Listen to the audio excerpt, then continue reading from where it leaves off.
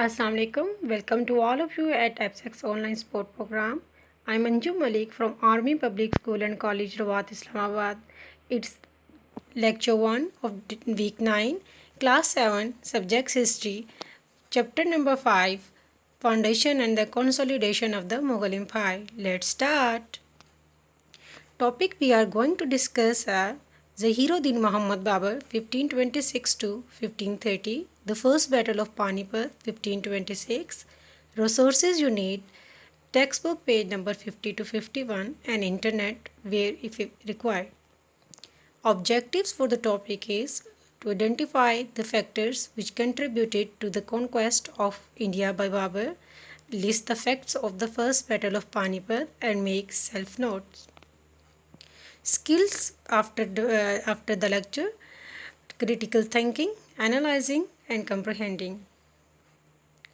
Dear students, here we are going to learn about the great king of Mughal dynasty, the founder of Mughal dynasty, Babur.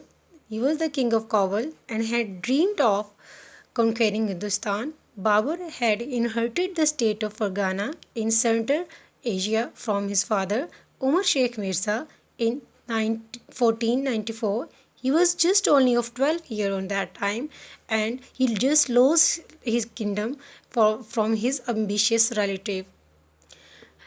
At that time, some of his uncle and the nobles of Fergana revolted against him for his homeland for 3 years. So let's have a biography of Zahiruddin Muhammad Babur. As you know that he was born in the royal family and his motherland was Uzbekistan, Fergana. His date of birth was 14 February 1483. Father name was Umar Sheikh Mirza. He ascended the throne at the age of 12, continued the legacy of his father, had exiled for his homeland. Had exiled for 3 years, he established himself as the king of Kabul in 1504, tried to conquer his motherland, raided India for the first time in 1519. Let's recall. It's time to recall what was the date of birth of Zahiruddin Muhammad Babur and what was the name of the homeland, what was the name of his father, and how many years he had exiled. Think about it. I'm giving you few minutes. Time's up. So date of birth of Babur was 14 February 1483. His homeland was Fergana, Uzbekistan. His father name was Umar Sheikh Mirza and he had been exiled for 3 years. Let's move. Dear students, when our Babur had returned to Kabul and conquered it in 1504, but he was never able to regain his homeland, Fergana. So that's why he was ambitious to get his homeland. So he had tried well to get the homeland. Babur has captured Lahore in 1524 and left Alauddin Lodi as the ruler of his governor.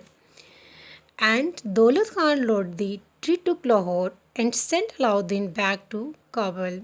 Now, Babur decided to teach Daulat Khan a lesson to set out in 1526 and to become an emperor of Hindustan.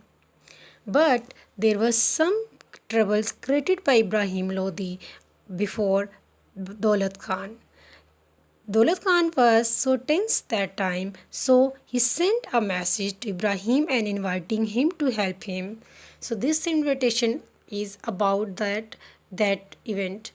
He invited to Delhi in 1521, invited him to draw out Ibrahim Lodi, the ruler of Delhi. He was invited by Daulat Khan. Daulat Khan was the governor of Lahore and spotted him. Dear students, now it's time to learn about the first battle of Panipat that took place in 1526. That was a very interesting battle between Ibrahim Lodi and the great Mughal king Babur. After the invitation, Babur decided to attack on the Delhi Sultanate. He took this decision after 5 years of the invitation.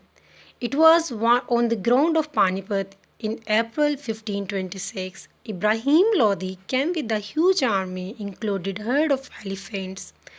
Babur got success due to well-trained force and the use of gunpowder.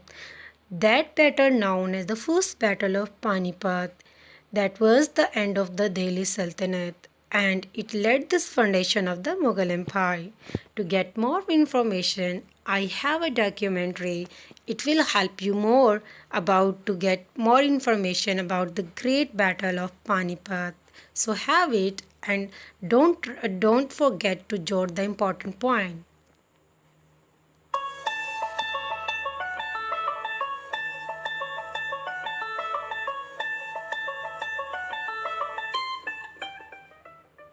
Panipat has an important place in Indian history. Three of the bloodiest wars were fought on the fields on Panipat, which shaped the future of Indian subcontinent forever. Today, we will take a look at the First Battle of Panipat. The First Battle of Panipat took over 5 centuries ago, on 21st April 1526, between Babur and Ibrahim Lodi. First, let us understand the characters involved in this battle. Babur, full name Zahiruddin Muhammad Babur. He was born in 1483 in present-day Uzbekistan. At 11 years of age, he became Emperor of Fergana, Uzbekistan. He was the first Mughal Emperor of India.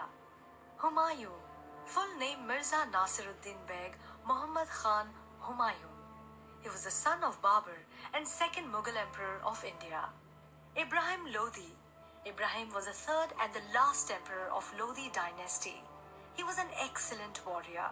However, he was rash in his decisions, which is why there was a lot of rebellion in his own empire.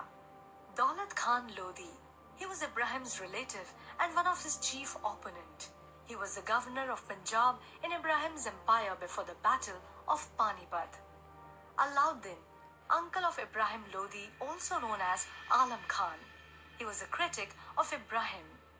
So, how did the Battle of Panipat start in first place when there was no previous conflict between Babur and Lodi Empire? Apparently, Daulat Khan along with Alauddin, who were both rebellion and were insecure about their importance in Ibrahim's rule, invited Babur to invade Lodi Empire. After not so successful campaigns in Central Asia, Babur thought this to be golden opportunity to enter into a new territory. Babur knew that his army was much smaller than Ibrahim's army with 1:12 ratio. However, he had firearms and artilleries which he could use to overcome the shortage of soldiers. Babur also excelled in war strategies, which eventually proved a turning point in the outcome of the First Battle of Panipat. Babur left Kabul to face Ibrahim Lodi almost 6 months before the actual battle took place. Babur first captured the province of Punjab. Then he went to win Ambala and Doab. In the meantime, Ibrahim knew about all this and was preparing his army for the final face-off. He left Delhi with his huge army, and finally the two armies met at the battleground of Panipat in April 1526. However, there was no confrontation as one could have expected. Babur knew that his army was much smaller, and hence, if he attacked Ibrahim's army, it would have been probably a suicide mission.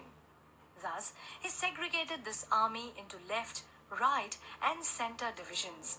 The left and right divisions were further divided into forward and rear divisions. Center division was protected with guards in front of them, and behind them were the deadly cannons. Babur also selected a place for his army which would give them strategic advantage to overcome the shortage of the soldiers. The right and left divisions were protected by the bushes. Finally, after a week of stalemate and provoking by Babur's army, Ibrahim left his camp to march onto Babur's army. Babur's plan worked Babur's fire cannons to scare the war elephants of Ibrahim. This caused massive chaos and elephants trampled many of his own men. The right and left flank attacked his army from rear, whereas the right and left division attacked from sides. Abraham's army was almost surrounded from all the sides by Babur's army. Many of Abraham's generals ran away from the battlefield, and within a couple of hours in the battle, Abraham was killed and his army had suffered crushing defeat. Post this battle, Babur marched on to Delhi, and this led to the foundation of Mughal Empire in India. However, after a few years, Babur died, and Humayun thus became the second Mughal emperor of India. If you So, love dear what you students, that was the documentary about it. So, let's a quick recap about the topic. Babur was the founder of the Mughal Empire. He lost his kingdom, bear hardship to regain his kingdom. Ibrahim Lodi was his biggest enemy. The first battle of Panipat took place in 21 April 1526. The activity you need to do: locate the following areas on the map of South Asia, that is Panipat and Kabul. You have to do the reading from the page number 50 and 51, and after the reading and understanding the content related question and answers given in the book page number 61.